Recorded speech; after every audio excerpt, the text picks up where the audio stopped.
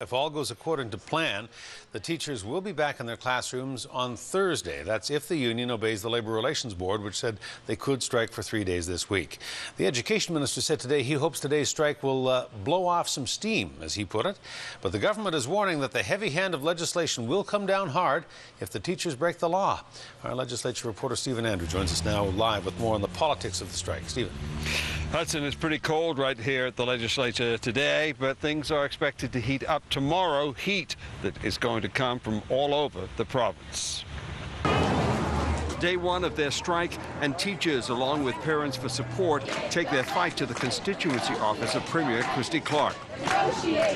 Unhappy with class sizes and the Clark government remaining firm that they will get no more money over the next 3 years, teachers are digging in their heels. When Christy Clark became Minister of Education in 2001-2002, we were the tops vying with Finland in the world.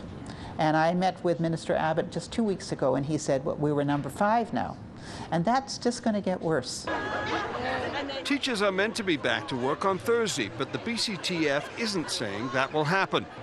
The government says it will take 2 weeks for its legislation to end the Teachers' Job Action to become law, but it says it's ready for anything. Right now, we're trying to be respectful of the legal bargaining process, right? But if you break the law, you choose to break the law, then you have a very good reason to say to the Speaker, it's time for an urgent debate, and then all that stuff's off the table.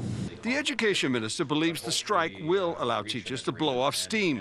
I do hope that people can recover some sense of proportion. I've been quite surprised at the level of vitriol, name-calling, and the like that we have seen. And Abbott is hoping that legislating a mediator to find common ground in the Labour negotiations will help.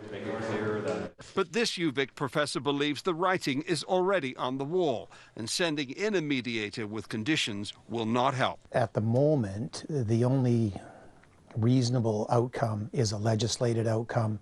It will defer the problem till the end of the school year. It's a position that Christy Clark also shares, but one the government appears to want to avoid at all costs, for fear back-to-work legislation will anger teachers even more.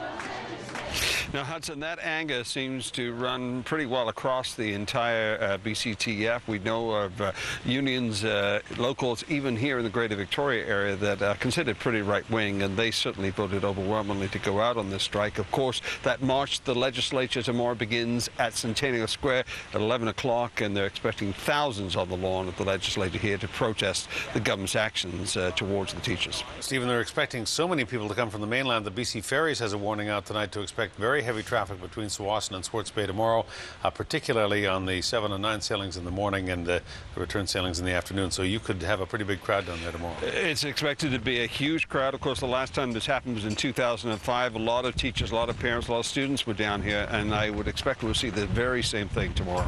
All right. We'll watch for your coverage and see you at 6, Stephen. Thanks.